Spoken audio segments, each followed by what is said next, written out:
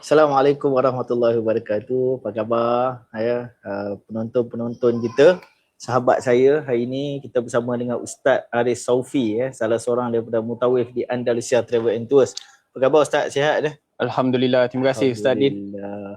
Jadi terutamanya masih banyak kepada kita punya kata penonton-penonton kita, jemaah-jemaah Andalusia, jemaah-jemaah daripada seluruh Malaysia yang hari ini menonton podcast kita. Jadi hari ni kita ada topik yang agak menarik ya Ustaz. Topik ni waktu awal-awal saya tengok pergi 2 bagasi pulang 4 bagasi. Kita duk ingatkan pergi 2 bagasi pulang 4 bagasi ni maksudnya pergi shopping. Itu yang kita fikir lah. Itu kita fikir kan. Kita fikir pergi 2 bagasi pulang 4 bagasi ni shopping sebab realitinya ramai jemaah kita macam tu kan, beg je beranak dan sebagainya kan. Setuju. Tapi topik kita hari ni dia agak sensitif sedikit, yang mana topik ni kalau kita tengokkan dia boleh mendatangkan kesayuan lah Ustaz. Topik kita hari ni lebih kepada realiti kehilangan ahli keluarga ketika umrah ataupun kita katakan sebagai kematian lah. Jadi dalam umrah ni, dalam perjalanan ibadah kita ni, kita memang tak boleh nak lari daripada jodoh, ajal maut ni, semua kerja Allah kan. Setuju. Jadi kadang-kadang time umrah pun ada berlaku kematian yang mana saya sendiri pun pernah lalui, dan saya yakin Ustaz Ali Sofi pun dah pernah kan Ustaz? Pernah lalui ya. Okey, jadi Ustaz, kita ada beberapa soalan hari ni kita nak bincang beberapa benda. Antaranya, apakah cabaran terbesar Ustaz bila mengurus keluarga jemaah yang kehilangan pasangan atau ahli keluarga ketika umrah? Tapi sebelum tu Ustaz, boleh tak Ustaz share dengan saya, dengan penonton kita hari ni kan, Ustaz pernah alami situasi di mana jemaah Ustaz meninggal di sana? Okay, bismillahirrahmanirrahim. Assalamualaikum warahmatullahi wabarakatuh. Terima kasih kepada Ustaz Din dan seluruh penonton-penonton live kita pada hari ini. Dan Alhamdulillah, terima kasih kepada soalan yang ditanyakan. Menariknya Ustaz, sepanjang 4 tahun lah, kira barulah ni, kita baru lagi 4 tahun ni, kira baru ni. 4 tahun ni kita kira barulah. Masih baru. Saya sebenarnya, jemaah saya sendiri meninggal tu tak ada. Tak ada? Ustaz tak pernah ada? Tapi jemaah yang saya kena bawa, flight dia ada. Okey, maksudnya satu flight dengan Ustaz lah. Sebab dia satu flight dengan saya, dan mutawif tu dia sambut dekat sana. Okey. Jadi saya bertanggungjawab untuk bawa 2 grup dan balik 2 grup. Ustaz tu cuma duduk dekat sana je. Okey. Sebab benda ni sebenarnya kita dah lama dah. Dia macam mana bagi kita kematian di sana adalah satu perkara yang ada emosi yang bercampur bau tau. Betul. Bercampur bau. Dari sudut mutawif, mungkin dia nak merasai macam mana dia menguruskan orang yang sangat baik pemergian dia tu. Dia nak ada portion kita panggil berkhidmat terakhir. Betul. Tapi benda tu belum direzekikan kepada saya sebab grup saya Alhamdulillah setakat ni memang tak pernah ada lagi. Oh ya? Tak pernah. Cuma tapi grup orang lain. Ustaz pernah uruskan, Ustaz pernah ada pengalaman memang kita kan? uruskan A to Z lah. Kita uruskan A to Z dan yelah, kita pertama kali kita pun goyang kan, kita pun jual juga kan. Lepas tu dia ketuk bilik kita pagi-pagi tu. Lepas tu bila kita datang tu kan, kita call lah, call kata, oh ni ada jemaah meninggal ni. Terus ahli keluarga dia cakap, Ustaz jangan cakap dia meninggal Ustaz, tak confirm lagi dia dah meninggal. Oh macam tu? Okey. Padahal waktu tu memang dah kaku dah. Tapi kita pun tersentak lah waktu tu kan. Kita fikir apa kita nak cakap kan? Kita nak cakap apa lagi kan? Tapi kita faham situasi dekat situ, tak ada orang yang boleh mengesahkan kematian dia, melainkan ada pihak yang berautoriti kata yang ahli keluarga dia dah meninggal. Dia kita panggil dia ada satu fasa denial lagi. Denial lagi. Benda ni memang tak boleh lari. Betul. Sebab kita manusia kan. Manusia ni memang Allah uji kita bila benda melibatkan orang kata perpisahan ni bukan satu benda yang ringan kan. Bukan. Tak senang kita nak terima kan. Nak musafir. Allah kan. Saya sendiri pun Ustaz, kalau sembang tadi kata bab kematian, saya dah ada jemaah saya yang meninggal sepanjang saya berkhidmat. Saya berkhidmat dengan Andalusia pun dah 14 tahun. Saya sepanjang 14 tahun ni ada jemaah saya meninggal, saya rasa 4 atau 5 orang. 4 atau 5 orang. Yang mana orang kata first meninggal tu Waktu tu kita masih lagi dalam fasa awal. Maksudnya dalam tempoh perkhidmatan sebagai mutawif masa tu masih awal. Kita pun tak ramai lagi orang kata staff-staff dekat sana, staff bahagian kebajikan. Macam sekarang kita dah ada dah. Sekarang kita dah ada kan staff kebajikan yang boleh manage. Anda kata kalau mutawif kena bawa ziarah so on kan. Tapi masa saya dulu kita tak ada benda tu. Jadi masa tu saya ingat first jemaah saya meninggal, saya share. First jemaah saya meninggal masa tu 1 hari bulan. 1 hari bulan 1. Which is 1 hari bulan 1 ni public holiday. Public holiday. Tahun baru. Jemaah tu meninggal. Susah kita nak uruskan sebab semua tempat tutup. Cuti kan? Cuti.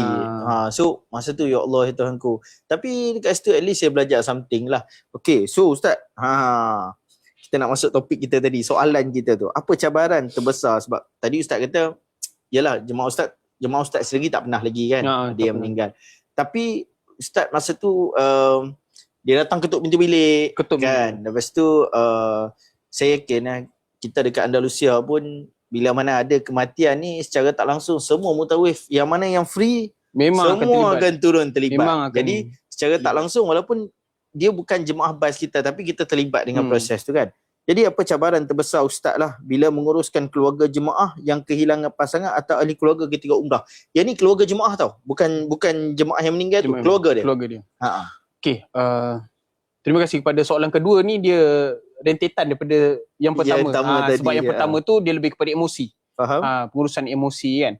Yang kedua ni, apa cabaran dia sebabnya waktu tu, sebelum ni saya adalah doa minta ya Allah, aku tak pernah lagi aku tak pernah lagi uruskan orang meninggal ni macam mana kan. Sebab kita ni nak ada pengalaman menguruskan tu, tapi tak adalah kita nak minta semoga jemaah aku meninggal tu, taklah. Kita minta kita minta semua sihat kan. Faham. Dan tahun ketiga saya jadi mutawif tu barulah Allah makbulkan benda tu. Dan benda tu pun berlaku bukan sebab jemaah saya. Faham. Jemaah tu memang kita urus kat A to Z. Sebab apa? Jemaah ni visa turis. Oh okey.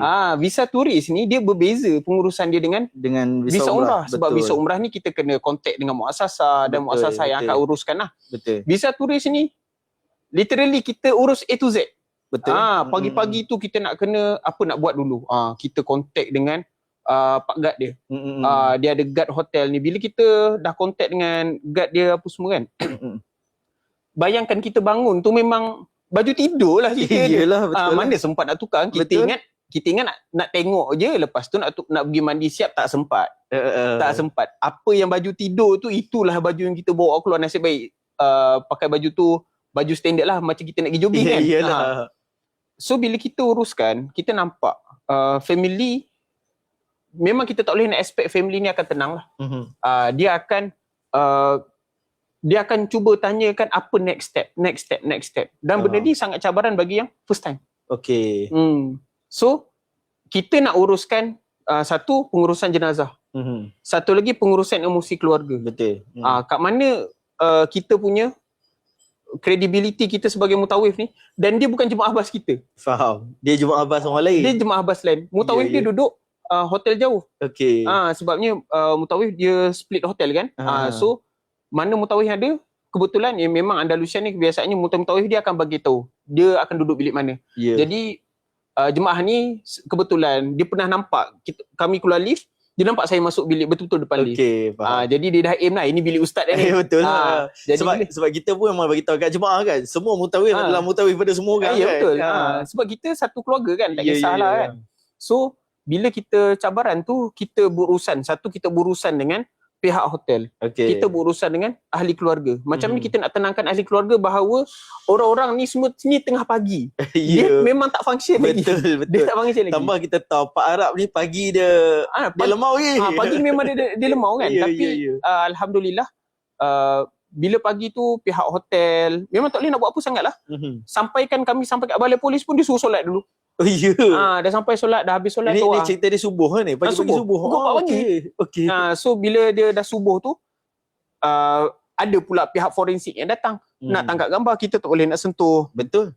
Nak sentuh jemaah. Betul. Kat sini, yang ahli keluarga ni memang dah hilang selera makan lah. Kita dah cakap, Haji, makan dulu kan, apa semua kan. Sebab proses panjang kan. Proses panjang. Tapi dia tak boleh nak hadam benda tu dan kita pun tak boleh nak expect untuk dia hadam. Kita pun tak tahu panjang mana proses ni. So kat situ sebenarnya kita main dengan banyak pihak. Tapi kadang-kadang kita terlupa kita nak minta tolong Allah Ta'ala. Betul. Kita nak minta Allah Ta'ala ni. Manusia kan. Kita duk urus-urus ni tapi kita lupa nak minta, ya Allah permudahkanlah urusan kan. Kita lupa nak minta kat Allah Ta'ala kat situ. Sebab bila once kita dah tersedar, oh aku tak minta bantuan Allah Ta'ala lagi. Kat situlah baru kita dia macam kena jentik sikit. Kena jentik. Apa salah susah sangat. Kenapa ahli keluarga ni dia masih dia tak marah kita. Faham. Dia just marah kenapa proses ni lambat. Ya. Dia macam tu. Sebab betul Ustaz, kalau kata kita tengok masa jemaah saya first time meninggal, jemaah saya tu meninggal ujian dekat saya sebelum tu ada jemaah lain masuk ICU. Oh. So saya memang ulang alik lah pada hotel. Masa tu kita duduk hotel Allahumma salli Muhammad. Apa nama hotel tu dulu? Apa nama? Olayan Golden, tapi dulu nama dia lain tau. Dulu nama dia saya lupa nama dia. Tapi Olayan Golden tu 700 meter kan. Lift dia kecil. Masa tu. Lift waktu tu lift kecil. Lift dia memang kecil sebab ni cerita lama lah. Saya rasa dah dekat 10 tahun lepas lah. Saya ulang alik hospital sebab ada jemaah masuk ICU.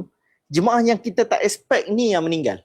Jemaah lain yang meninggal. Yang sakit orang lain, yang sakit orang lain, yang meninggal orang lain. Jadi masa saya sampai ke hotel tu dah lebih kurang pukul 3 pagi macam tu. Saya pun baru nak tidur Ustaz. Baru pejam mata. Ada jemaah ketuk pintu. Ustaz, isteri saya tak buka pintu toilet. Isteri saya dalam toilet lama ni. Pagi. Pukul 3 pagi. Sama lebih kurang timing lah sebab jemaah tu nak pergi sembahyang subuh. Saya kata dia, berapa lama dah isteri yang toilet? Dia masuk toilet pukul 12 tadi Ustaz. Isteri saya selalu sebelum dia tidur, dia akan minta maaf dengan saya. Dia kata. So dia pergi suami isteri berdua. Dia kata dia akan minta maaf dengan saya Ustaz. Dia minta maaf dengan saya, lepas tu selalunya saya tunggu dia. Tapi saya letih, saya terlena. Jadi saya bangun pukul 3, saya pelik. Selalunya saya akan kejutkan dia. Tapi ni tak. Dia duduk ada dalam toilet. Saya ingatkan dia keluar awal. Saya ingatkan dia bangun awal lah. Dia kata. Saya pun tunggu dah sejam. Ke-4 lebih. Ketuk pintu tak jawab. Tak ada bunyi apa. Tak tolong saya Ustaz. So masa tu tak ada choice apa. Pergi kacau bangla yang jaga kat setiap floor tu. Minta tolong dia, kata, Haji saya minta izin saya nak pecah pintu toilet. Okey Ustaz boleh. Bangla tu pecah, buka pintu toilet. Dia kata tengok jemaah tu dah terbaring. Terbaring dalam tandas jatuh. Jemaah tu wanita. Tapi Alhamdulillah masa tu Allah bagi dekat saya dapat jemaah yang dia tenang. Yang suami dia ni tenang. So suami dia pun baru meninggal tahun lepas. Lepas isteri dia meninggal, dia pergi umrah dengan saya kali kedua, single. Kali ketiga dia pergi umrah lagi dengan saya dengan isteri yang kedua, isteri baru lah. Isteri baru. Last year anak dia contact saya beritahu ayah dia dah meninggal. Tapi jemaah saya ni memang tenang orang dia. So dia kata dia pegang mula first thing bila jadi macam tu, kita terus cepat-cepat ambil apa-apa cover lah aurat dia. Cover lah aurat. Saya beritahu dia, Haji tolong tutup aurat wife. Okey Ustaz. Sebab orang akan masuk. Betul, orang akan masuk. Masa tu bangla tu dah main. Lepas tu bangla tu dia dah jerit. Sebab bila dia buka pintu tengok terbaring, dia jerit tau. So bila dia jerit, bilik sebelah-sebelah ni semua dah panik lah. Jemaah pula masa tu memang nak pergi masjid, pergi semayang. So dah mula, apa jadi kan. So saya kata sabar saja, ni beritahu dia ambil, dia cover, kita angkat. Sepatutnya tak boleh angkat sebenarnya. Tapi kita, yalah itu pun first time kita tak tahu. Kita angkat, letak kat atas katil tu. Lepas tu barulah kita start. Tapi Alhamdulillah suami dia tenang. Suami dia kata, saya check dia Ustaz, dia kata isteri saya tak ada dah. Lepas tu dia menangis lah, benar-benar kata isyak-isyak. So benda tu dekat fikiran saya pun, Allah, kita teringat sampai sekarang lah. Dia beza sebab yang pertama kali kita urus itu adalah titik. Dia kita panggil satu turning point kita tau. Betul. Either dia memang sebenarnya kalau yelah bayangkan dah 14 tahun berkhidmat baru 4 orang. Betul. Baru 4 orang. Betul. Maksudnya bukanlah kita meminta tapi kita mencemburui orang-orang yang pergi dalam keadaan baik. Betul. Jemaah saya ni nak edit cerita sebelum dia pergi dia sakit masuk hospital. Doktor cakap puan tak boleh pergi umrah. So bila kata puan tak boleh pergi umrah, dia pun sedih lah. Sedih. Tapi Allah izin 3 atau 4 hari sebelum dia fly tu, dia sihat, dia boleh keluar. Dia tanya doktor, saya boleh pergi umrah? Boleh. Doktor kata boleh. Saya fit to fly. Memang nampak dah sihat betul. Tapi Allah nak izin, memang Allah sihatkan dia sebab Allah nak ambil dia dekat Mekah. Kat sana. Masya Kat Allah. sana. Jemaah ni. So itu antara pengalaman saya lah kan. Lepas tu sebenarnya kita sebagai mutawif ni kita kena siapkan diri kita lah. Okay, which is saya nak masuk pada soalan yang kedua lah. Sebagai mutawif sejauh mana kita punya persiapan dan juga persiapan daripada agensi umrah tersendiri, at least macam Andalusia ke atau anak-anak syarikat ke, bagaimana persiapan kita bila menghadapi perkara macam ni? Sebab ya, kita sebagai mutawif pun kita tahu jodoh ajal maut ni kerja Allah. Tapi kadang-kadang kita tak expect pun. Dalam keadaan kita bekerja penat kan, kita baru habis bawa jemaah satu hari ziarah. Contohlah kita pergi Taif. The whole day kat Taif. Kita balik, kita rehat sat, terus pergi buat umrah malam. Lepas tu Allah izin balik tu ada jemaah sakit di hospital, macam saya pergi ICU. Lepas tu tutup ke 3 pagi ada jemaah meninggal. So sebenarnya bagaimana persiapan mutawif tu sendiri, dan juga macam mana persiapan daripada pihak travel agency untuk cater isu-isu macam ni, orang kata unexpected lah benda macam ni. Ustaz rasa macam mana? Okay, berbalik kepada soalan persiapan dari sudut tenaga kerja lah, maksudnya bukan keluarga, terutama travel agency yang bertanggungjawab. Jadi sebenarnya kalau kita perasan Ustaz sekarang ni kan banyak job-job open untuk jadi mutawif, apa semua kan. Lepas tu travel agency banyak yang dah macam cendawan tumbuh lepas hujan ni. Ya, banyak sangat. Waktu Covid kita nampak banyak yang tutup. Sekarang ni bercambah-cambah nak umrah. Tak payah cakap mutawif, kalau kita tengok dekat dalam tracks tu bersepah pun mutawif cari job. Betul. Dia duduk dekat sana kan. Duduk dekat sana. So bila kita, yalah kadang-kadang bila company-company baru apa semua ni kan, mereka mengharapkan mutawif dia untuk function. Betul. Memang dia rely dekat mutawif dia. Okay. Kita alhamdulillah bersyukur dengan sebab Andalusia syarikat yang tenaga kerja dia sistematik. Betul. Sebab saya pun ada pernah bersembang, dan yalah sebelum ni pun bila kita duduk sana kan, kita duduk sana ada travel-travel yang kita tengok sendiri macam mana pengurusan dia. Dia berbeza. Syarikat besar ni sangat berbeza. Nak Andalusia kita panggil, memang kalau orang kata umrah Andalusia memang mau orang tahu dah. Bukan setakat orang tahu. Tag kita tu askar nampak masuk. Dia sampai macam tu. Betul. Ada special pass. Betul. Pak Arab nampak. Pak Arab Andalusia. Jalan. So perbezaan dia sebab kita mutawif, benda yang kita kena ready adalah macam mana untuk kita handle situasi yang kita tak pernah handle dalam keadaan kita tak bersedia. Betul. Kita bersedia dah, tapi unexpected. Sebab tarbiyah Allah Ta'ala ni dia indah dia. Indah Ustaz. Sebabnya Allah ni bila dia uji seseorang, dia bukan nak kenal kita tak. Allah memang dah kenal sangat-sangat kita. Betul. Allah ni nak kita kenal diri kita ni macam mana sebenarnya. So kalau kita kata persediaan, kalau daripada sudut Andalusia dia ada pegawai. Pegawai dia ni sebenarnya nak kata dia macam tak ada shift, tapi sentiasa ada. Bila kita PM, at least kalau kita tahu bilik mana nak diketuk, siapa yang bertugas, rasa macam 24 hour lah. Betul. Hatta walaupun pegawai tak ada, kadang-kadang sahabat-sahabat mutawif sendiri, maksudnya masing-masing bekerjasama sebenarnya. So kat situ kita nampak dari sudut pengurusan, terutama bila yang dah terbiasa, bila syarikat besar, dia dah terlalu banyak kes kematian yang dia handle, jadi dia tahu nak reach siapa. Sebab kami pernah, satu masa tu kami nak call, tak ada orang layan kami. Tiba-tiba pegawai datang, dia call satu nombor, terus. Ustaz sebut tu, saya teringat masa first time jemaah saya meninggal tu, masa tu kita belum ramai pegawai. Jadi saya belajar macam mana nak uruskan jemaah meninggal pada 1 hari bulan 1 tu, Dan dalam memang keadaan masa cuti, dalam keadaan orang tak ramai, cuti public holiday. public holiday. Tapi memang saya dapat orang kata talian hayat. Masa tu bos kita waktu tu lah. Waktu tu Haji Syukri Malu Fatani Dia dengan Abang Arif. Haji Arif kan. Haji Arif bagi saya nombor ni, Din. Kau kontak nombor ni. Saya kontak nombor tu punya nombor konsulat. Nombor konsulat kat Jeddah. Saya call dia, saya kata, Datuk, minta tolong sangat ni jemaah semua. Dia kata, Ustaz, ni cuti ni, dia kata. Itulah sebab tu saya tak tahu saya nak call siapa dah. Tak apalah Ustaz. Saya prepare semua. Ustaz datang konsulat, datang Jeddah. Saya shoot masa tu juga. Naik JMC, ingat lagi naik JMC. Shoot pergi ke Jeddah. Duduk depan pintu tu, dia bawa terus siap. Benda tu rasanya saya rasa dalam 2 jam je kot. Sekejap. Siap. Bila siap, baru muassasah nak ambil serius. Sebab apa? Sebab konsulat dah keluarkan surat semua.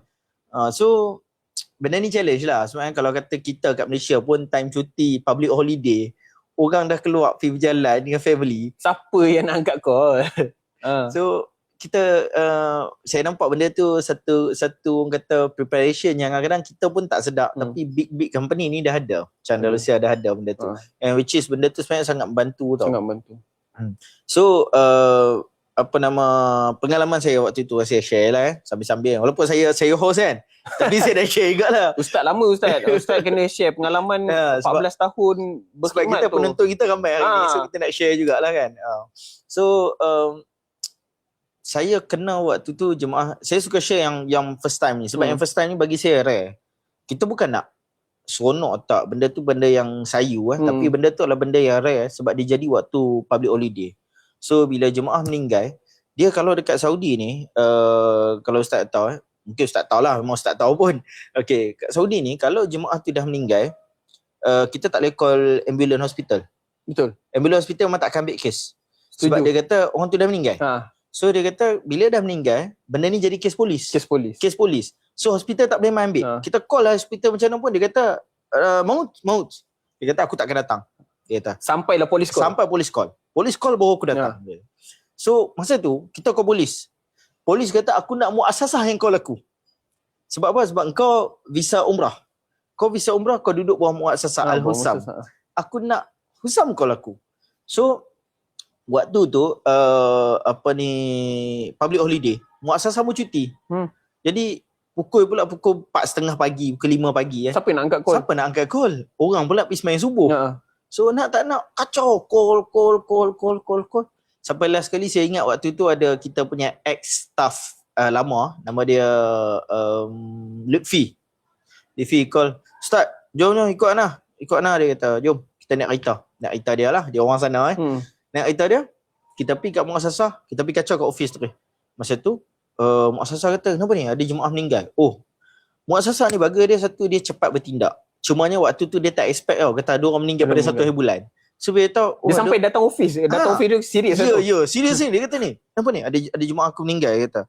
So dia kata okey tak apa, dia kata biar aku settle. Dia call polis. Lepas tu yang jadi lambat sebab polis yang bawa orang kata macam orang kata apa, van kematian tu. Bukan van kematian, dia macam truk kematian. Kalau kita kat Malaysia kan, kita tengok ada insiden kemalangan maut kan. Macam Black Maria tu, betul. Nak cari driver dia tak ada. Sebab dia bukan sebarangan polis boleh bawa. Betul. Kan? Dia memang dah ada assign polis. Ada assign polis dia. Samalah kat Malaysia pun kan, dia ada assign polis. So driver dia tak ada masa tu. Memang cuti public holiday. Dia kata kat saya, kau kena tunggu ni, Aku panggil aku punya driver datang, kau kena tunggu. Kami tunggu dekat 3 jam. Masa tu. Sebab kita tahu satu Arab Saudi punya prosedur ni, kita di pihak Andalusia kita laju bagi kita buat. Tapi main dengan panggil Arab ni. Kan? So tunggu 3 jam. Sebab dia prosedur. Dia pun kena panggil orang dia tu. Orang tu dah cuti, kena datang, kena clock in dululah, apalah segala benda, kena isi form apa semua nak pergi ambil, tengok jenazah and so on. So kami tunggu daripada pukul 5 ke 8.30 baru dah sampai. 8.30 pagi. So waktu tu saya dah risau. Saya risau sebab jenazah kita takut dia ada bau-bau yang tidak menyenangkan. So waktu tu apa kita buat? Kita buka aircon paling kuat, paling blast habis kan. Kemudian tutup pintu supaya bilik tu sejuk. Tutup jenazah tu. Sampai last kali polis mai. Polis naik atas, dia tengok, lepas tu dia kata aku nak kau buat turun jenazah. Waktu tu lift kecil. Kami duduk pening. Macam mana nak buat turun ni? Macam mana nak buat turun? Sebab jemaah tu pun saiznya pun tidaklah saiz kecil. Dia sedikit berisi. Jadi kami dah tak tahu dah macam mana nak buat. And then kita minta tolong Bangla. Bangla hotel tu. Ada cara. Lepas tu Bangla tu cakap, Sekejap. Dia kata, kejap. Aku ada. Dia bawa mai tilam nipis. Tilam nipis, kami angkat jenazah, letak atas tilam tu, kami gulung dia. Kami gulung dia tu macam mana kita tengok orang duk pi apa dekat Masjidil Haram tu. Dia gulung badan dalam kapet kan. Kita dah kata innalillah. So gulung dalam tilam tu, kami angkat jenazah tu masuk dalam lift. Masa dia masuk lift kita bagi berdiri. Sebab lift kecil. Lift kecil masa tu. Stretcher tak boleh masuk. Memang tak boleh masuk. Stretcher semua tak boleh masuk. Kita bagi berdiri jenazah tu. Bagi berdiri sampai ke bawah, barulah Black Maria tu ambil pergi hospital. Pergi hospital pun masa tu doktor yang sepatutnya sahkan kematian, doktor pun cuti, public holiday. Kita minta tolong doktor lain. Aku tak ada authority, dia kata. Aku tak boleh buat. Bukan kerja aku tak ada authority, dia kata. Hang kena tunggu juga. Aku panggil doktor lain mai. Panggil pula doktor tu mai 2 jam juga. 2 jam 3 jam. Memang main dengan masa dia. Memang main dengan masa. Jenazah tu kita simpan dekat dalam bilik mayat. Masa 3 jam tu lah saya ambil peluang, saya shoot pergi kedutaan. Pergi konsulat kita dekat Jeddah. Shoot pergi konsulat, settle. Petang balik tadi ni, aku dah dapat surat konsulat ni. Mana doktor? Yelah, sebab dulu beza. Sekarang ni surat konsulat hantar WhatsApp. Dulu memang kena pergi ambil. Memang kena pergi ambil. Sekarang ni alhamdulillah dia makin efisien. Dunia di hujung jari. Kata teknologi dunia di hujung jari. Everything boleh WhatsApp. Masa tu tak boleh. So memang kami kena pergi sana. Pergi dah 1.5 jam, 2 jam. Ketalah 2 jam pergi Jeddah. Alhamdulillah masa tu kita punya connection dengan konsulat baik tau. So konsulat pun dah ready dah benda tu. Kita ambil terus shoot, patah balik 2 jam lagi baru doktor proses. Dia tengok ada surat konsulat, ada apa semua, baru dia proses. Tapi alhamdulillah Allah nak jadikan benda tu easy. Kami dapat kebumikan jemaah tu dalam masa tak sampai 24 jam. 24 jam. Kadang-kadang orang kata dekat Saudi ni ambil masa. Tak. Saya kebumi jemaah malam tu juga. Bukan malam tu lah, subuh tu, tapi jenazah dah siap ready dah, pukul 2 pagi dah siap dah. Tapi tunggu masa sebab nak sembahyang subuh. Sembahyang subuh kita bawa jenazah, kita tunggu situ sembahyang subuh, sekali dengan solat jenazah terus ke bumi. Lepas ke bumi esok tu kami lepas ke bumi tu pukul 12 tengah hari kami shoot balik Malaysia. Masa tu memang ujian. Jemaah meninggal hari terakhir. Sama kes sebabnya kat sini sebenarnya cabaran bagi pihak travel agency, pihak mutawif terutamanya, sebabnya mutawif ni dia memang antara dua lah. Memang akan ada pihak yang akan tolong tenangkan ahli keluarga jemaah. Betul. Macam kes saya sebelum ni, memang pegawai wanita. Dia lah yang nak kena hak sekarang kita dah ada pegawai wanita, dia akan tenangkan. Memang pegawai wanita ni pula memang dia orang penting, sebabnya saya yang kena macam kes saya tu, sebab saya kena bawa ahli waris. Ahli waris untuk cap jari apa semua. Dan yang menariknya dia bayang dalam keadaan situasi ni kita nak kena kontrol emosi keluarga, keluarga waris. Kita nak kena kontrol emosi dengan pegawai supaya bila kita bercakap tu kita profesional, tak ada marah-marah apa semua. Betul. Dan kita sebab nak masing-masing tengah kelang kabut yelah, bila kita call kenapa dia tak angkat apa semua kan. Lepas tu kita nak kena kontrol emosi dengan pihak Arab Saudi. Sebabnya bila kita berurusan dengan mereka, mereka ada proses yang kita kena faham. Betul. Dan kita tak boleh nak faham melainkan kita dah masuk dalam proses tu baru kita tahu. Macam kes saya. Dia minta print. Dia minta print waris punya pasport dengan visa. Sebab dia visa turis kan. Memang kita totally kena buat daripada zero lah, memang kena buat. Sekarang ni alhamdulillah muasasah kita dah tolong juga kan. Tapi masa tu tak lagi kan. Muasasah tak. Waktu tu memang turis ni memang zero, memang totally zero. Kita lah. Memang totally kita. Lepas tu tanya pegawai, kata aku jarang dapat visa turis ni. Biasa semua muasasah yang settle kan. Sudah. Ini dah lah first time dengan badan tak mandi apa semua kan. Lepas tu saya duk dalam hati ni lah duk cakap dah, kenapa dia ni yang tak nak tolong aku kan. Print je lah, apa masalah kau. Betul. Rupa-rupanya polis ni, polis kat sana dia ada surat khas yang memang kita panggil macam watermark tu sendiri. Okay. So diorang tak boleh print pakai Sebab kalau dia print akan keluar watermark akan tu. keluar watermark tu. So tak boleh. Mm-mm. Jadi kat sini kita boleh nampak lah macam mana preparation terutama dari sudut orang yang menguruskan waris.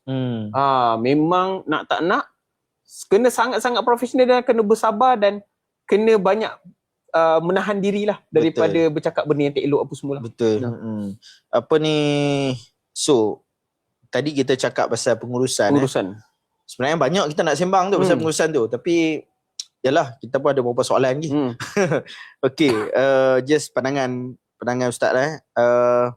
Adakah ramai jemaah kita ni sebenarnya bila dia pergi sana dia benar-benar bersedia untuk menghadapi orang kata kematian ni? Sebab kadang-kadang kita tengok jemaah dekat KLIA dia menangis-nangis and so on. Tapi kadang-kadang based on pengalaman kadang dia menangis tu sebab dia rasa sayu. Dia tak rasa pun yang dia pisah terus. Pisah terus. Sebab dalam fikiran dia sekarang ni naik flight pun dah selamat. Aku akan balik. Tapi dia kadang-kadang manusia normal lah. Manusia kadang dia terlupa yang Allah boleh tarik. Kan? Jadi pandangan Ustaz lah. Ramai kat jemaah yang sepanjang Ustaz bawa selama 4 tahun Ustaz kata tu. Apa ramai jemaah yang sebenarnya dia betul-betul ready yang ada kemungkinan Allah akan tarik nyawa dia kat sana. Soalan ni berat ni Ustaz. Hatta tanya kita pun kita tak ready. Betul. Kita belum nak terbang ni kita dah kata balik ni kita nak bercuti kat mana. Ya. Dah buat anak ni dah minta janji dah. Faham. Ayah nak pergi mana ni, apa? Dia nak claim apa? Dia nak claim hadiah apa? Yang isteri dengan mak ayah lagi apa semua kan. So sebenarnya dia adalah satu preparation yang bagi saya dia berat. Dia berat dan kita ni minta maaf cakap lah, bila kita ni manusia yang iman kadang naik kadang turun ni. Tak apa, hari ni Ustaz cakap Ustaz nama pun uncensored Ustaz. Uncensored kan. Tak ada censored cakap dah. Jadi sebenarnya memang kita akan dalam fasa denial lah. Kita akan menganggap semuanya akan baik-baik sahaja. Semuanya akan baik-baik sahaja. Sedangkan topik kita malam ni pergi 2 balik 4. Saya duk fikir apa benda yang balik 4 ni kan. Ya memang saya tadi masa dapat topik tu pergi 2 balik 4 tu, saya fikir ini jemaah shopping zakat ni. Dah buka apa ibadat masa shopping. Ini hadis Nabi ni, tahadu tahabu. Kita boleh ni niatkan untuk bagi hadiah sebab apa Nabi kata macam ni.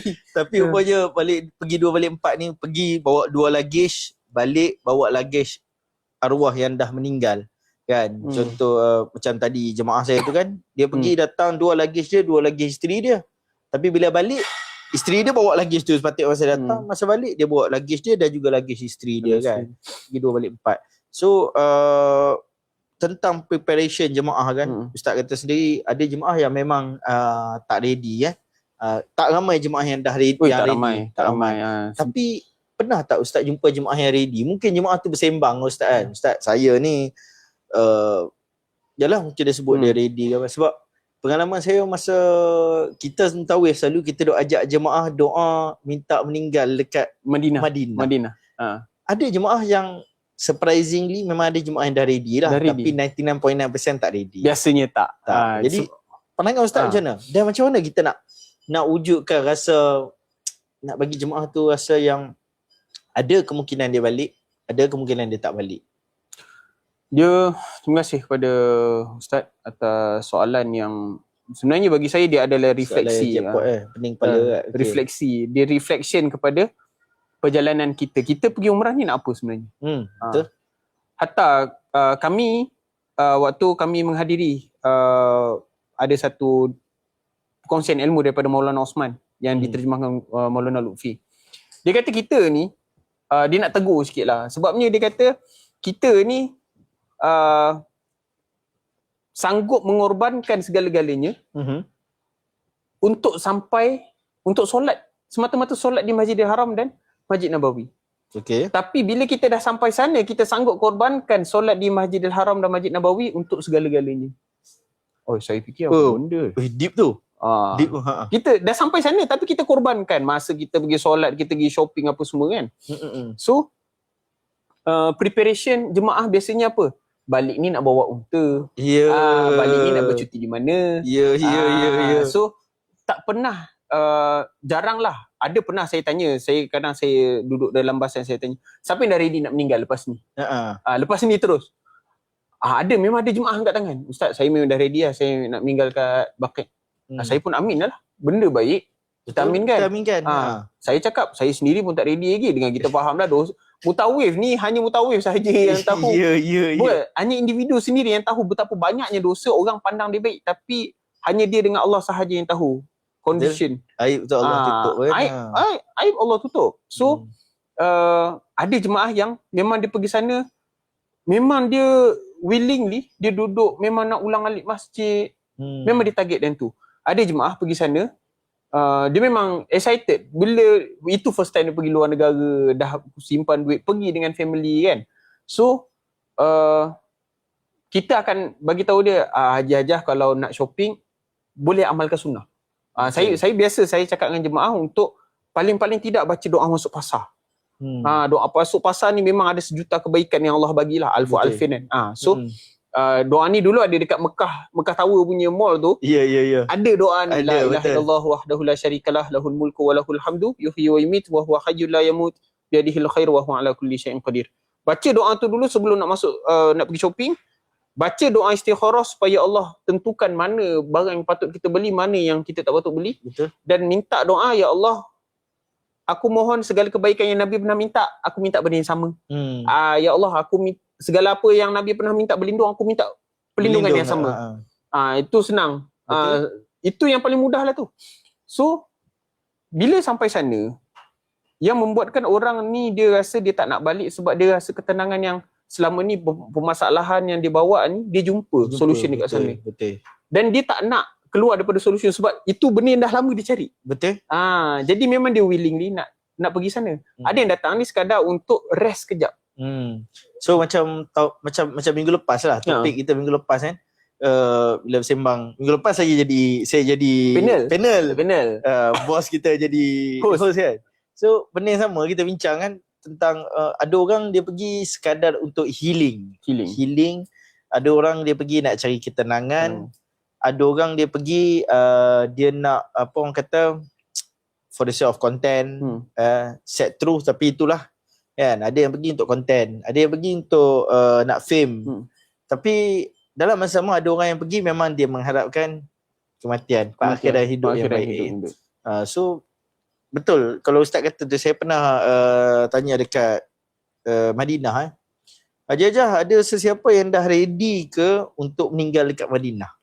Sebab salah satu daripada hadis Nabi, andai kata kamu boleh minta untuk mati, mintalah mati kat Madinah. So saya tanya, ada siapa yang nak tak? Saya nak ajak doa ni. Doa Sayyidina Umar ni, saya kata. Tak ada yang angkat. Selalunya, Ustaz, cucu kat Umar, cucu tunggu. Ya.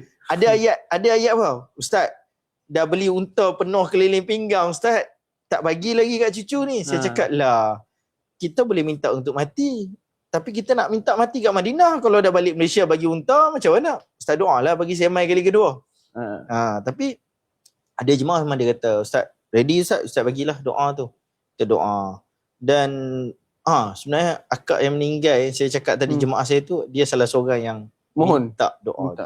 Memang Allah bagi dia. Dia sebab bila kita tengok ni, Ustaz, dia memang kita boleh nampak lah orang yang dia dah rasa kehidupan dia dekat Malaysia, senang cerita bila dia pergi umrah tu, dia mengalami satu totally different perspektif of macam mana dia pandang kehidupan. Betul. Dan dengar pula ustaz cerita, bayangkan haji-hajah bila kita meninggal di bumi Baqi' ni, 10,000 sahabat, kita pandang kiri, ni dijanjikan syurga, kita pandang kanan, ini adalah isteri-isteri mak-mak kita, Ummahatul Mukminin. Lagi bakar dia punya ni kan. Betul. Sebab pula dia dengar pula kata itu tempat yang pertama kali akan dibangkitkan bila kiamat nanti kan. Nabi sendiri bagi tahu barang siapa yang mampu untuk meninggal di Madinah, maka lakukanlah. Dan Nabi akan bagi syafaat. Betul. Kan? So dengan motivasi-motivasi macam ni, dengan dia sendiri pun dah jumpa kehidupan dekat Madinah, tak kalah, tak nak. Betul. Tapi Ustaz, kalau kita tengok balik nenek moyang kita dulu bila mereka pergi haji. Ni kita tengok jemaah haji Malaysia dah ada 6 orang kan meninggal kalau tengok tadi. 6 orang tak silap saya kalau tengok berita sehingga hari ni ada yang ke-6 meninggal tadi. So kita pun Malaysia dah ada 6 orang tak silap saya. So tengok balik, refleksi balik lah pada jemaah haji dulu. Zaman nenek moyang kita main naik kapal kan. Lalu padang pasir, naik kapal berbulan-bulan. Dan mostly kalau kita sembang balik, bila mereka nak naik kapal tu, bila dia hantar tu, dia dah rasa itu yang terakhir. Sebab apa? Sebab kata-kata haji itu adalah rukun Islam yang kelima, yang terakhir. So ramai nenek moyang kita dulu memang mereka sedap benda tu. Dan mereka dah ready, dah prepare kan. Tapi kalau kita tengok keadaan sekarang, ramai yang belum ready. So pandangan Ustaz sebagai mutawif, macam mana kita nak terapkan ataupun kita nak inject masuk dekat jemaah yang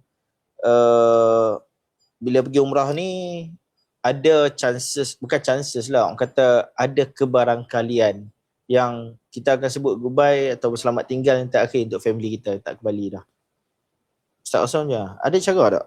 Sebab benda ni memang something yang bila kita nak pergi umrah kita kena ingatkan dengan jemaah kan. Sebab kita pun tak tahu kalau tengok dululah orang selalu cakap saya, oi Zudin setiap kali fly mak bapak dia main hantar.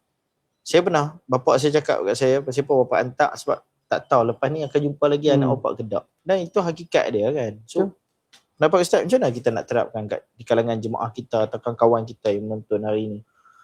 Okay, kepada semua penonton, terima kasih semua penonton kepada semua penonton yang masih bersama dengan kita hari ini. Okay, terima kasih. Saya ucapkan atas perhatian semua. So berkaitan dengan perkara ni kan. Minum Ustaz Sila. Waktu kami dengan Maulana Osman tu, beliau cakap apa tau?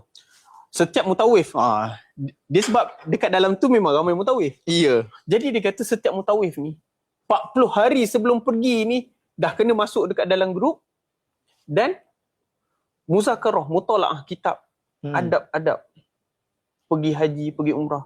Jadi semakin hari bila kita cerita tentang kelebihan Mekah, kelebihan Madinah, adab yang perlu kita bawa kepada bila nak bertemu dengan Allah Ta'ala, adab bila sampai di tanah haram, adab bertemu dengan Nabi sallallahu alaihi wasallam. So benda ni dia akan menyebabkan kita akan rasa chances untuk kita pergi tak kembali tu, kita pun tak tahu. Kita pun tak tahu macam mana kan. Jadi kita ni tak bersedia sebab kita terlampau dia macam ni. Bila kita beribadat, kita takut dengan hukuman yang Allah bagi disebabkan kita tinggalkan ibadat, ataupun memang kita rasa cinta nak bertemu dengan Allah Ta'ala. Ini dua benda yang dia kata. Adakah sebab kita takut, macam contoh kita solat sebab apa? Oi, aku nak solat ni. Habis solat lega. Sebab apa? Dia rasa benda tu adalah satu tanggungjawab dan beban. Saya sendiri pun kadang rasa macam tu kan. Kadang kita macam tu. Memang kita rasa macam manusia tu kan. Manusia biasa. So bila kita rasa pertemuan dengan Allah ni adalah pertemuan antara kita dengan kekasih, macam kita jumpa dengan kekasih, kita masuk dalam satu dunia yang lain. Benda ni yang menyebabkan ada sesetengah orang ni dia tak sabar-sabar untuk bertemu dengan Allah Ta'ala. Sebab apa? Dia dah, kerinduan dia tu dah terlalu rindu nak bertemu Nabi dalam keadaan dia hidup susah. Betul. Kita boleh bertemu dengan Nabi SAW bila kita berada di Madinah, itu waktu paling dekat kita dengan Nabi lah.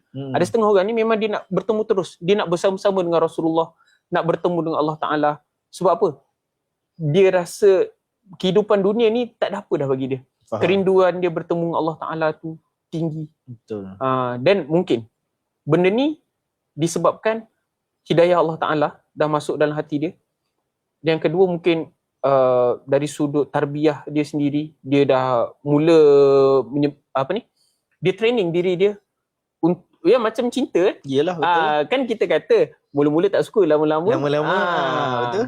Bila kita memaksa dalam keadaan yang sama, bila kita paksa untuk buat kebaikan, kita mujahadah diri kita untuk buat kebaikan, benda tu menyebabkan kita semakin mencintai kematian. Bukan takut kematian, kita mencintai kematian. Kita mencintai kematian sebab kita tak sabar-sabar nak bertemu dengan Allah Ta'ala. Sebab Allah itu maha indah. Dia nak melihat, nak bertemu dengan Allah Ta'ala. Okey, tadi Ustaz sebut tu, which is saya nak proceed kepada soalan saya yang ketiga lah. Alamak, mana saya tulis tadi, tapi tak apalah, saya ingat. Okey, kadang-kadang jemaah kita ni dalam keadaan dia merindui kematian, dia dah ready, dia ready untuk dia tinggalkan dunia ni. Okey, cumanya ada certain jemaah yang mungkin dia bercerita dengan ahli keluarga dia, dan ada certain yang mungkin dia tak bercerita. Okey, bagi dia mungkin dia rasa macam semua dah cukup. Aku dah tinggalkan, aku dah buat wasiat kat anak-anak. Dan sebenarnya kalau kita tengok balik sebut benda ni, saya teringat tengok balik salah satu daripada kata sebelum kita pergi umrah, Islam mengajar kita kena siapkan wasiat dan sebagainya. Kan? Sebab apa? Sebab kita memang sebenarnya Islam dah ajak tu cantik dah. Sebenarnya orang kata maksud tersirat dia tu is kita pergi tu kemungkinan kita tak balik dah. Tak balik dah. Sebab tu kita kena siapkan wasiat sebelum kita pergi umrah tu. Kan? Jadi ada ahli keluarga yang family dia dah bagi hint benda macam ni. Dan bila dia sampai sana memang Allah jemput dia. Tapi macam mana pula orang kata emosi di kalangan keluarga yang ditinggalkan. Contoh macam tadi jemaah saya tadi suami isteri pergi. Isteri ni memang dah ready. Masa dia sakit dekat hospital kat Malaysia, dia dah cakap dengan suami dia, dia kata dia dah ready untuk pergi. Dia kata, tapi biarlah dia pergi kat Madinah. Dan suami dia kata kat dia, tak apa, fokus bagi sihat dulu, insya-Allah kita pergi kat Mekah. Kita pergi Mekah, kita doalah apa nak minta kat sana. Jadi memang Allah bagi dia sihat. Dan dia sampai kat Mekah, kat Madinah, dia minta untuk mati kat Madinah pula. Allah makbulkan, dia bukan mati kat Madinah, dia meninggal dekat Mekah. Dan sebenarnya kita nampak tadi, suami dia tu dah ready. Dia dah ready, suami dia dah ready. Sebab dia dah beritahu kat suami dia kat Malaysia lagi. Dia cakap masa kat Malaysia lagi dia kata dia nak meninggal kat sana. Dan suami dia dah ready. Sebab tu tadi saya beritahu kan, bila jemaah tu meninggal, suami dia datang jumpa saya yang gelabah sebab saya first time. Saya first time masa tu, dan saya masa tu saya mutakhir baru. Saya baru tahun pertama tak silap saya. Masa 14 tahun lepas ni cerita ke 13 tahun lepas saya baru tahun pertama masa tu kan. Saya yang gelabah. Tapi suami dia tenang. Tapi dalam keadaan kita ada jemaah kita yang sebenarnya dia tak ready pun. Mungkin si isteri ready, suami tak ready. Jadi macam mana dengan emosi keluarga yang ditinggalkan? Dalam keadaan kita cerita, kita kata jemaah ni pergi dalam keadaan baik, hari Jumaat, dalam keadaan mungkin dia baru lepas solat dan kita pernah tengok jemaah meninggal waktu tengah sujud. Ada jemaah yang meninggal dekat Raudah kan. Tapi bagaimana pula dengan emosi keluarga ditinggalkan tu Ustaz? Pengalaman Ustaz lah macam mana? Adakah keluarga pun rasa macam mana yang kita rasa? Ataupun adakah keluarga duduk dalam fasa denial, tak boleh terima soalan?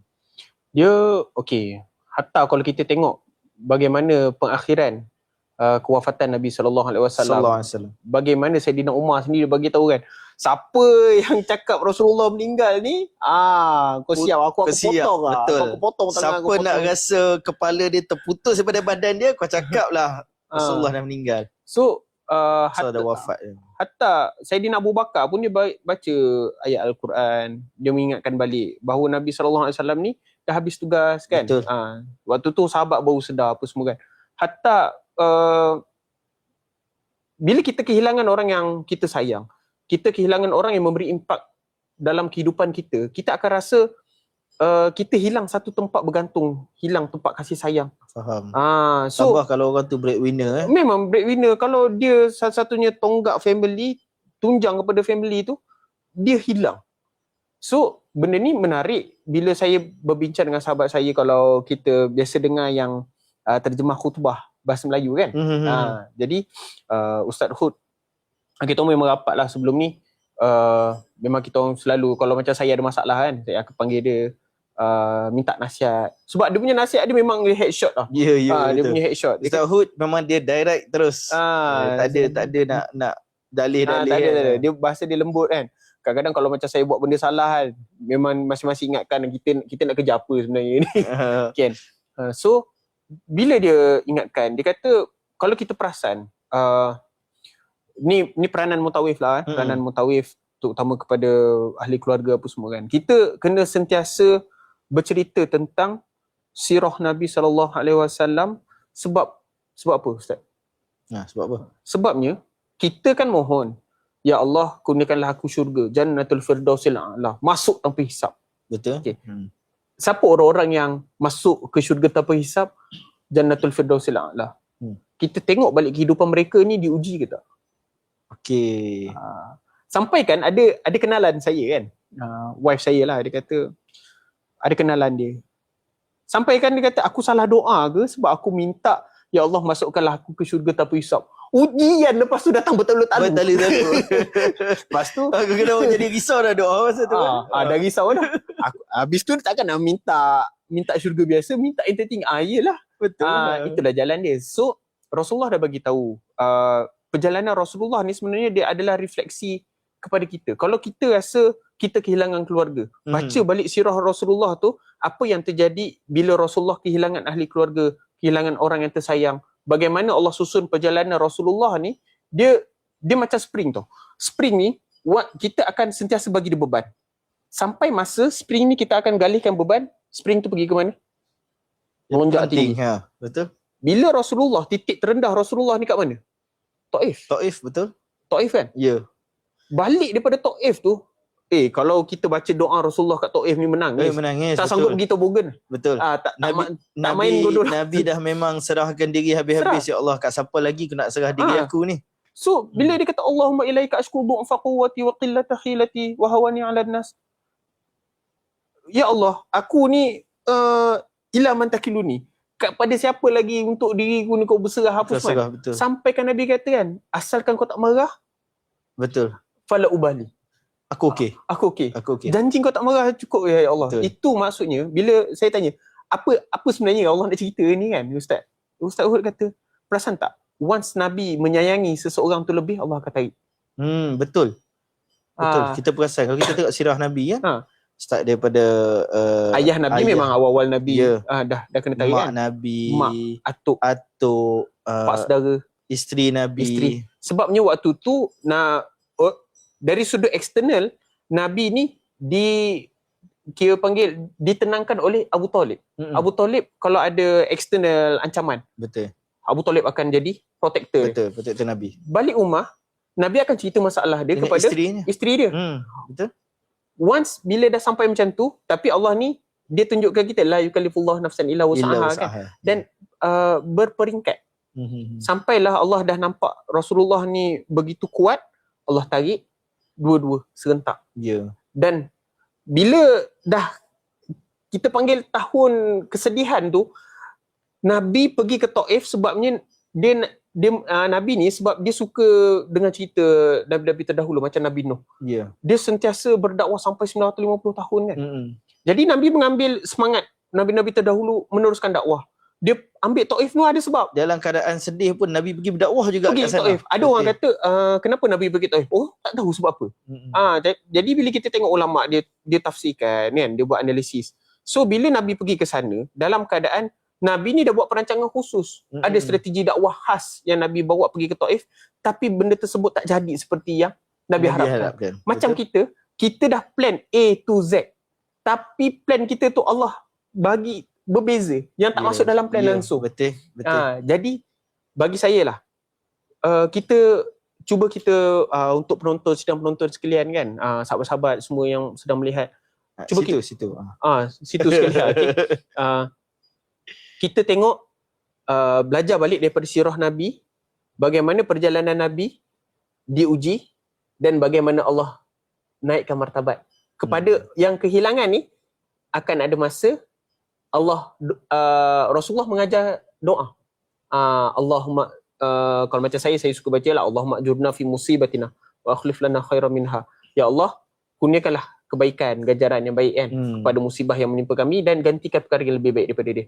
Dan doa kalau ayat orang Melayu kita lah, setelah hujan pastinya akan ada pelangi. So doa ni Nabi ajar kepada Ummu Salamah. Ummu Salamah kata Abu Salamah ni tak ada orang boleh ganti dia. Lah Rasulullah yang masuk. Nak cakap apa? Betul. Jadi isteri Nabi SAW. Dan lepas tu Nabi dapat apa? Isra Mi'raj. Betul. Allah jemput ke langit. Allah jemput. Bertemu langsung dengan Allah Ta'ala. Ini Betul. Nabi Ibrahim dekat langit ke-7 ni. Rasulullah jumpa. terus ke atas. Terus ke atas. Sebab tu Rasulullah ni bila sebut tentang solat ni, Rasulullah akan solat sampai bengkak kaki dia bukan sebab apa. Dia ada keterikatan yang sangat kuat dengan Allah Ta'ala. Dia rasa rindu, nak luah perasaan kepada Allah Ta'ala apa semua kan. So, percayalah, ahli keluarga yang kehilangan, doa kita akan inna lillahi wa inna ilaihi raji'un tu satu, a'zamallahu ajraka. Supaya Allah kurniakan ganjaran yang agung pada orang yang kehilangan ni. Betul. Dan kalau kita sabarlah Takziah. Oi, saya bila orang kata sabarlah tu kan, waktu tu sebenarnya ialah macam saya pernah kehilangan ayah kan. Bila orang sebut sabar tu, dia tak masuk tau. Betul. Dia kata kau siapa nak suruh aku sabar? Dia macam hilang pedoman sikit. Okay.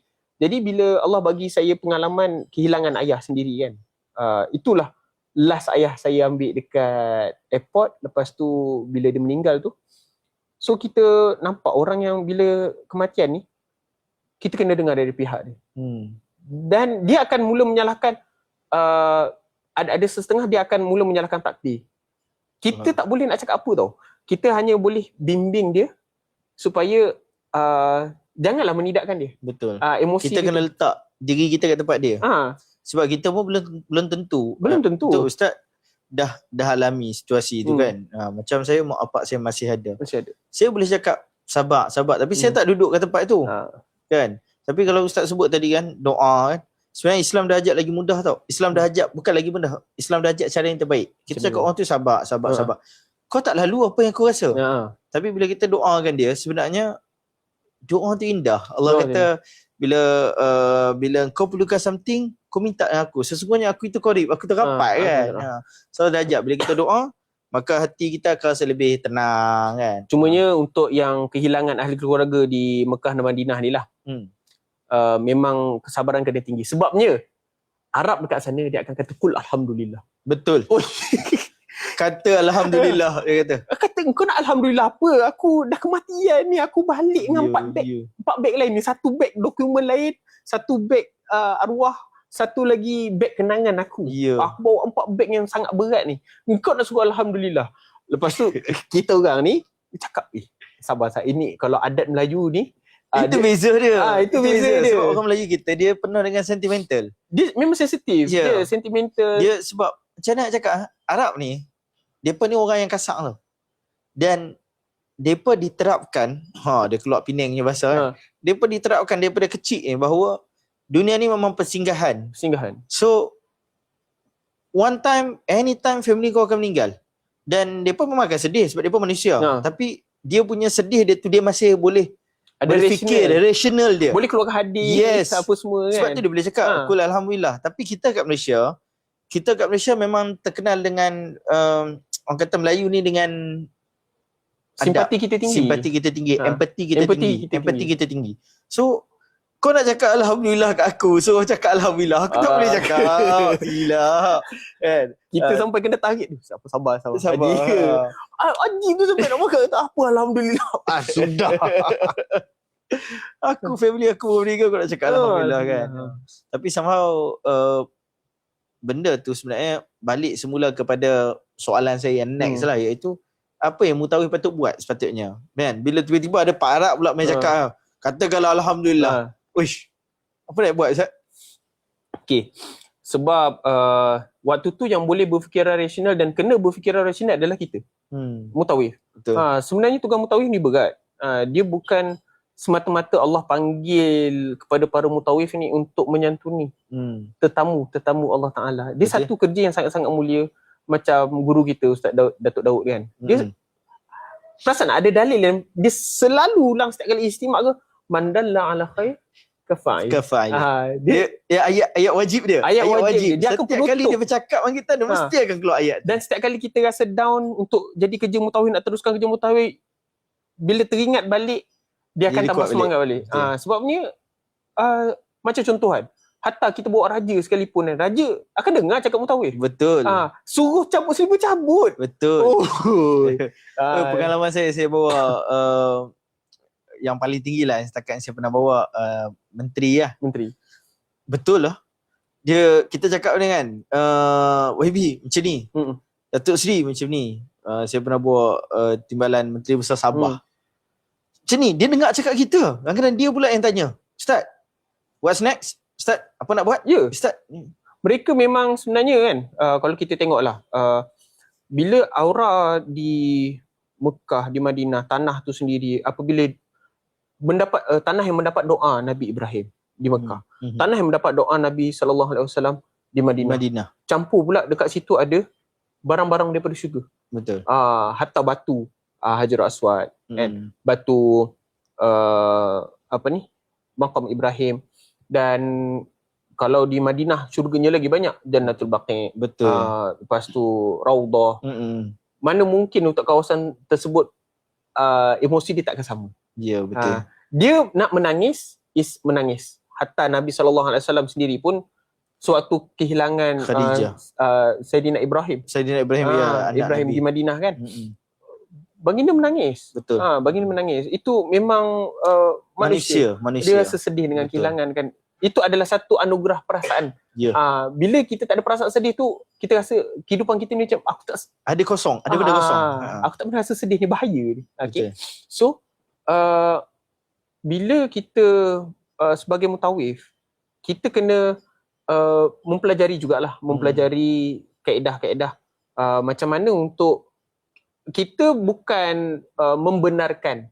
Kita bukan membenarkan perasaan. Kita menyokong, tapi kita dia macam ni benda ni teknik lah, bukanlah kita nak kata tindakan dia memarahi Allah Ta'ala itu betul. Tidak.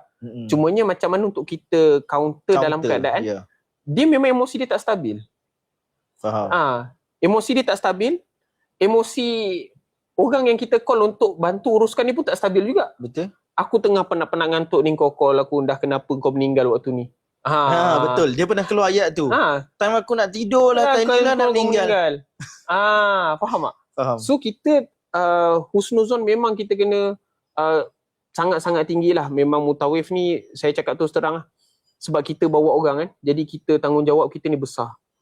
Hubungan kita dengan Allah Ta'ala ni, once kita terpesong sikit, memang tunggu masa lah Allah tegur. Betul. Allah punya teguran tu memang sangat mantap lah. Okay.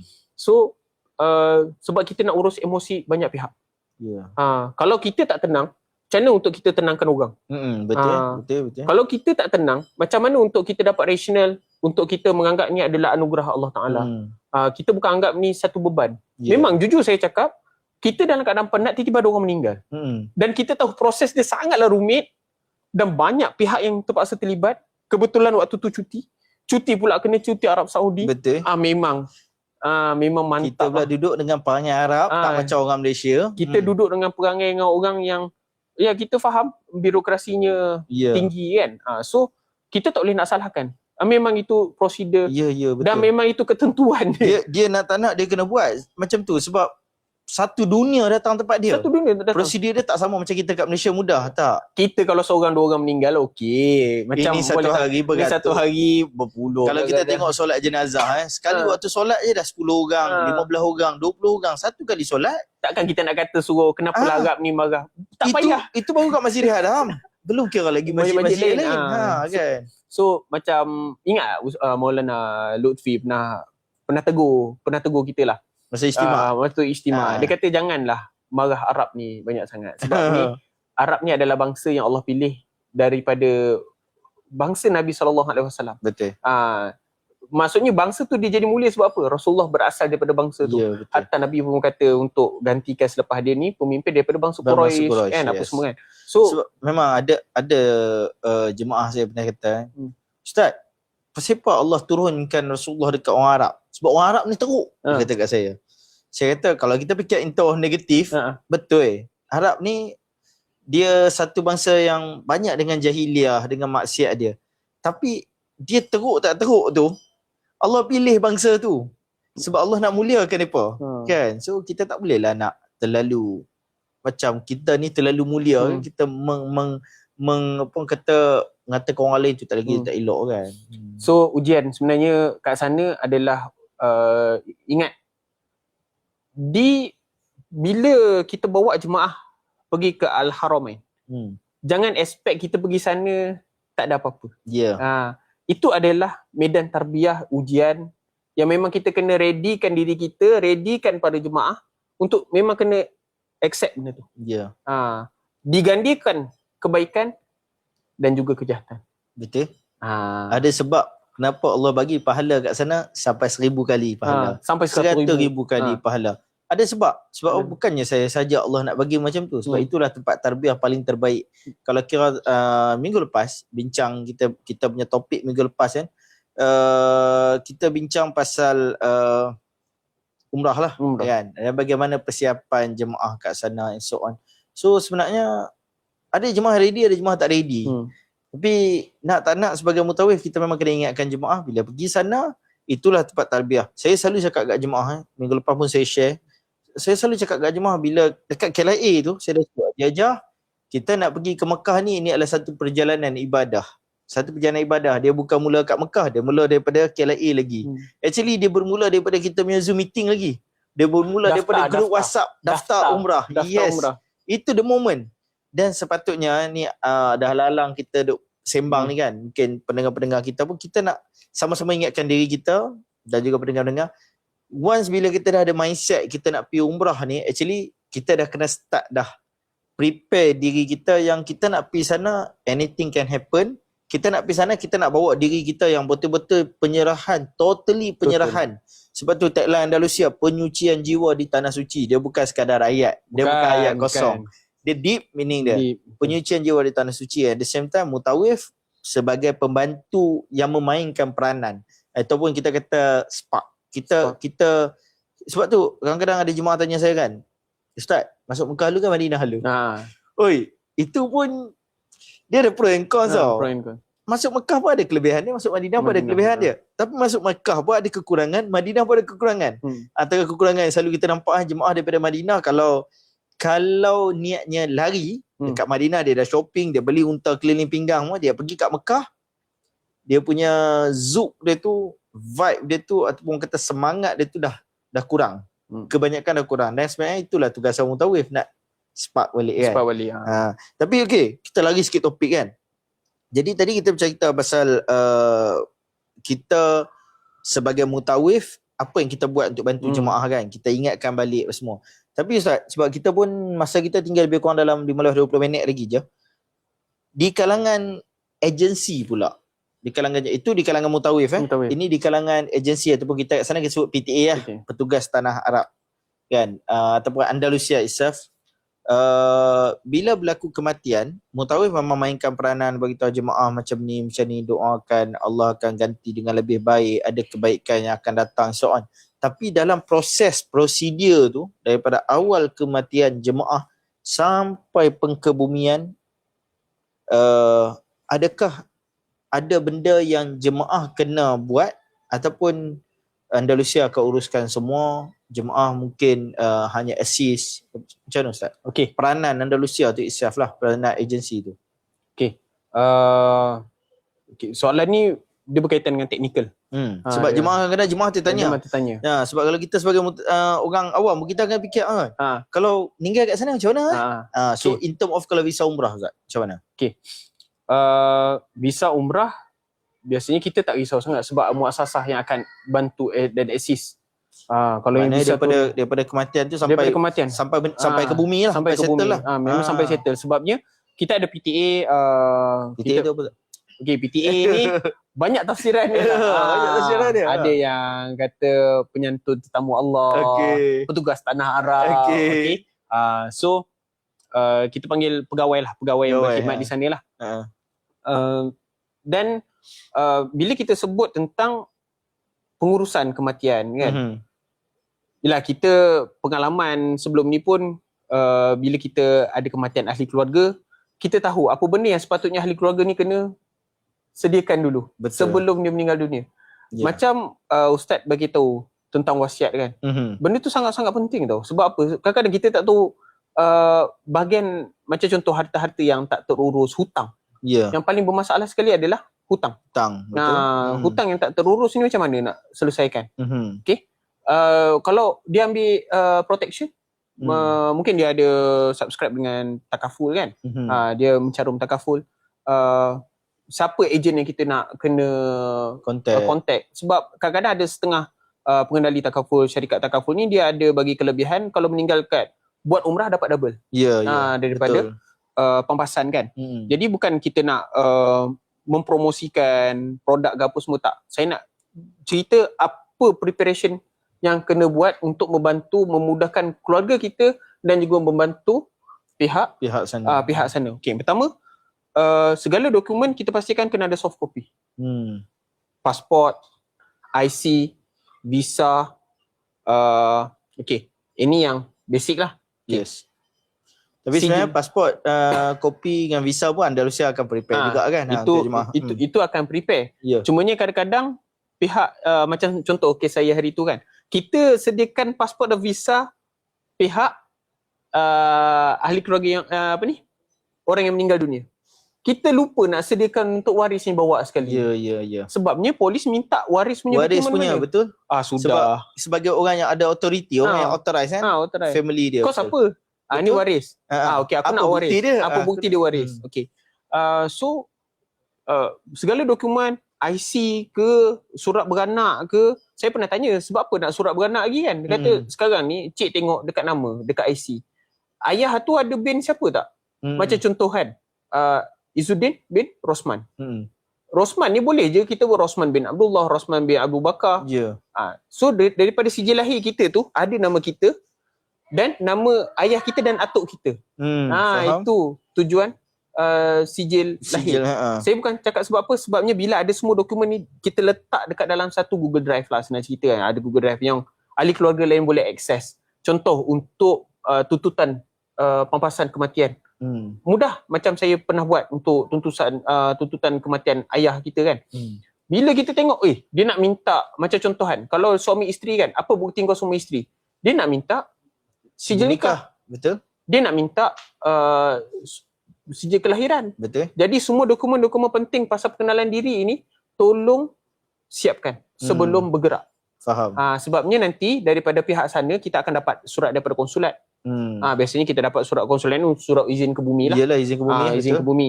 Lepas tu yang dokumen-dokumen lain tu, yang last sekali sijil kematian tu Wisma Putra. Betul. Itu lepas kita balik Malaysia. Itu yang last lah. Kat sana dia akan keluarkan pengesahan kematian. Pengesahan kematian. Lepas tu nanti pegawai akan bagi tahu lot mana keluarga jenazah kan. So kalau tanya saya, persediaan. Okey, persediaan apa yang nak kena buat itulah. Maksudnya dokumen-dokumen penting ni semua kena letak dalam soft copy. Kalau tak pandai, tolong pandaikan. Sekarang ni dah maklumat semua senang. Betul. Ujung jari. Kena minta tolong anak-anak Kena minta tolong anak-anak. Okey, mana yang tak ada, buat siap-siap apa semua kan, supaya mudah untuk kalau macam contoh, kalau jadi apa-apa boleh tak bagi saya kopi. Macam saya kes hari tu, kebetulan memang kita lupa nak bawa waris ni punya kan. Jadi kita kena photo state. Kedai photo state mana ada macam kat Malaysia. Tak ada. Nak photo state kan. Dah balik polis, kena berlari. Dah berlari tu dia kata, kat mana photo state? Kau pandai lah aku cari. Family lah, astagfirullah. Kita dalam keadaan tu family kita meninggal. So memang kita kena ready. Bila ada semua ni dalam satu folder, senang. Bila kita memudahkan urusan orang lain, InsyaAllah urusan tengoklah macam mana Allah uruskan, memudahkan urusan kita. Tapi di kalangan, kalau macam orang kata pengurusan dekat sana, once, itu tadi di pihak jemaah lah. Tapi di pihak macam nak bawa jemaah pergi hospital, untuk pengesahan kematian, untuk urusan mandikan jenazah. Sebab dekat sana mandikan jenazah ni dia tak macam kita kat Malaysia tau. Dia macam kita kat Malaysia hospital buat semua. Sana tak, sana dia kena pergi tempat lain. Macam kita kata Nirvana.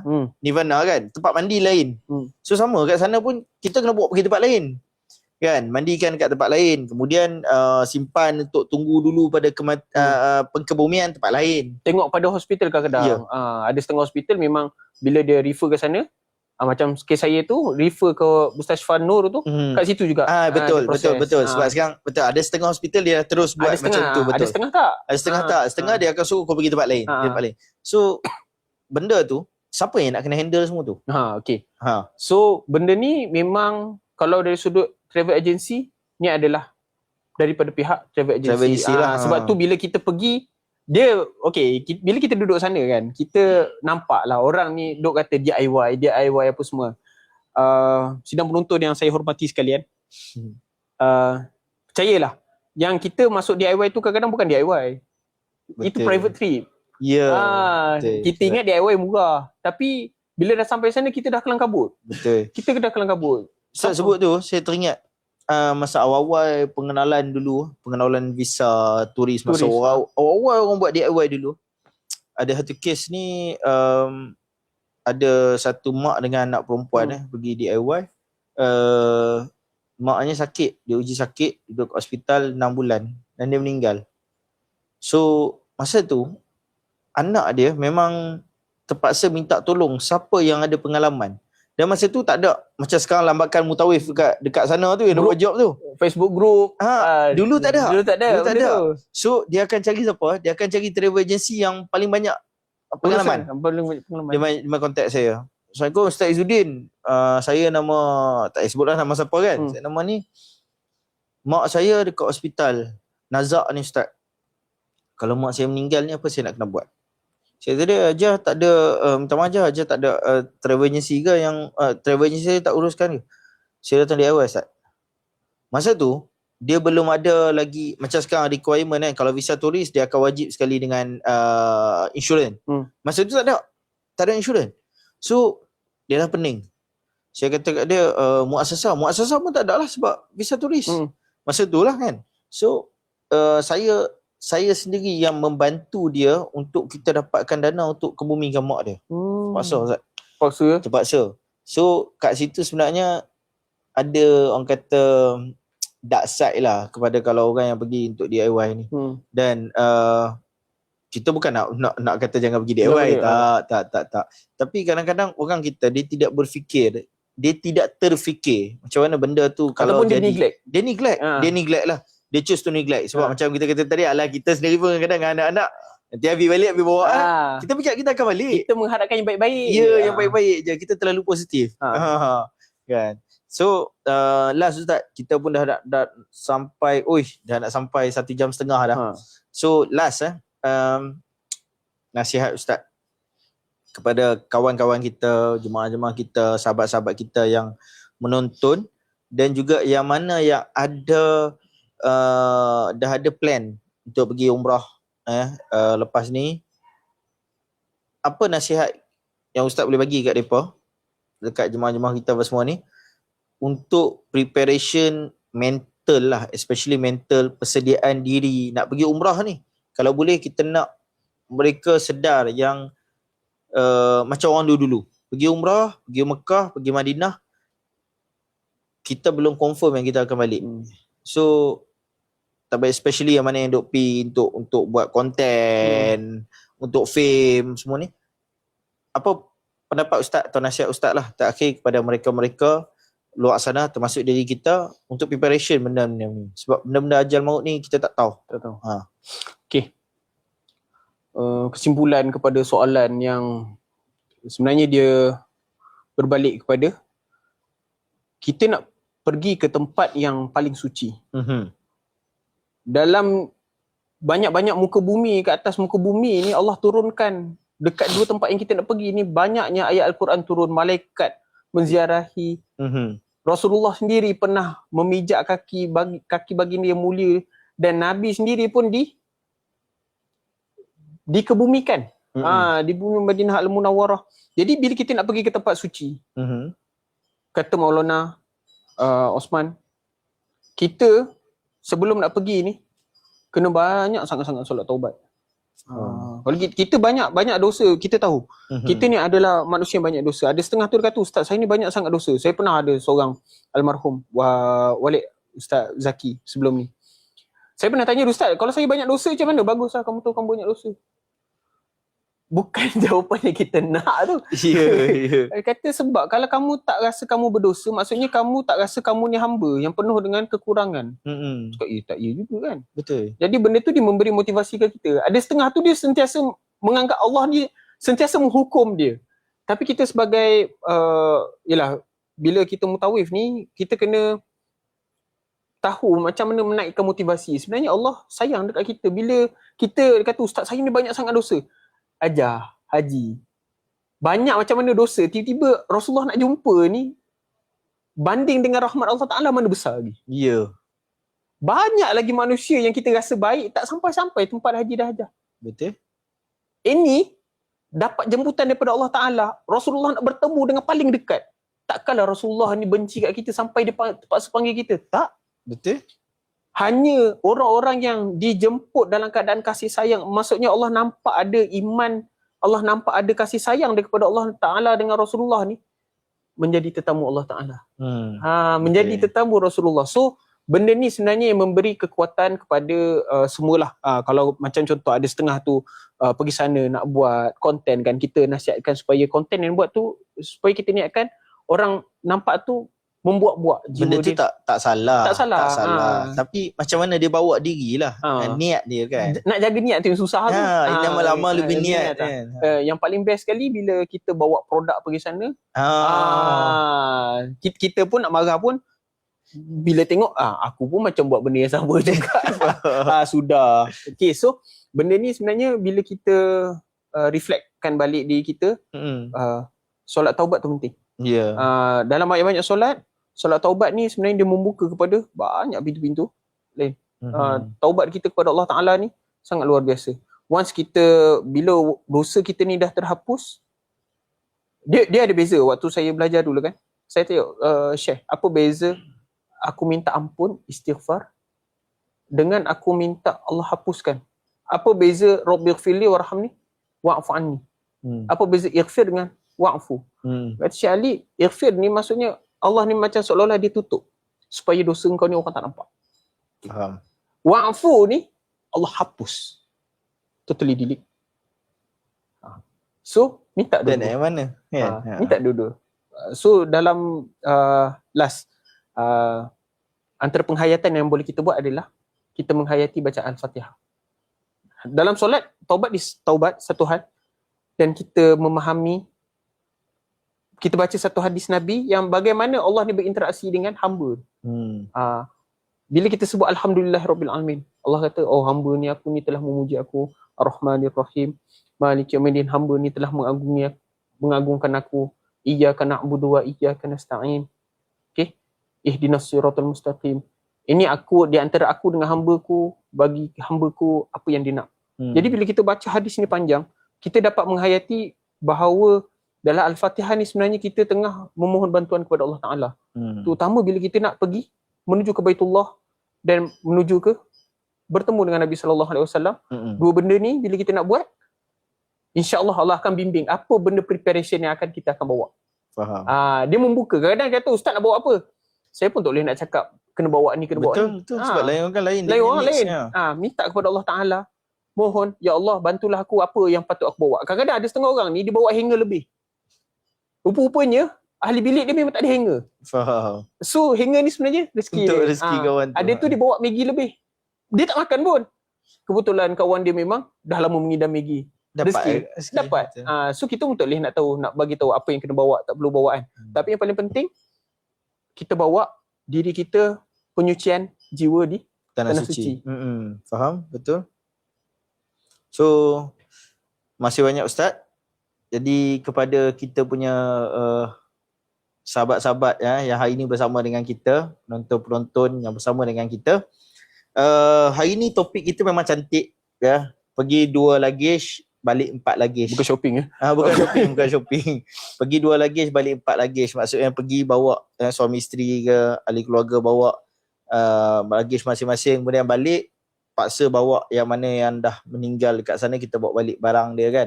Jadi kita harap perkongsian kita malam ni, sembang santai kita malam ni, uncensored kata uncensored ni, sikit sebanyak dapat membuka kata pandangan macam mana realitinya bila berlaku kematian, apa benda kita tak minta tapi berlakunya kematian kat sana, apa yang kita kena buat, apa kita kena hadapi, reality dia, benda ni kita tak ready. So harapan saya, sebelum kita tutup, harapan saya bila kita nak pergi ke Mekah, kadang-kadang kita sibuk, kita risau preparation aku macam mana? Preparation ni kita banyak fikir jubah nak bawa banyak kan. Pakaian macam mana? Duit. Oh, selalu tu ayat selalu. Ustaz, duit bawa banyak nak bawa Ustaz. Nak tukar mana? Nak tukar kat mana? Kat sana boleh pakai kredit card dah kan. Ubat kan. Tapi satu benda yang kita selalu lupa adalah preparation kita. Andai kita pergi, kita tak balik dah. Tak balik dah. Jadi benda ni sebenarnya adalah refleksi untuk kami berdua jugalah. Mana kami ni mutawif ni selalu fly back to back. Kadang-kadang kita rasa kita akan balik. Kita tak tahu. Ada kemungkinan kita pergi, kita dah tak balik-balik dah. Kita tak tahu. Jadi apa-apa pun harapannya dapatlah sikit sebanyak pada perkongsian kita malam ni, sembang santai kita malam ni. InsyaAllah next kita akan jumpa lagi untuk siri yang seterusnya. Stay tune. Jangan lupa untuk turn on notification. Topik hari Isnin minggu depan dengan saya juga, insyaAllah.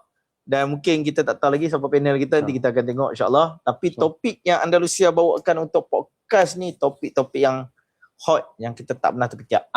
Uncensored umrah. Jadi terima kasih banyak. Kita tutup dengan tasbih kifarah dan suratul asal. Subhanallah wa bihamdika asyhadu an la ilaha illa anta astaghfiruka wa atubu ilaik. Wa la ilaha illa anta astaghfiruka wa atubu ilaik. Assalamualaikum warahmatullahi wabarakatuh.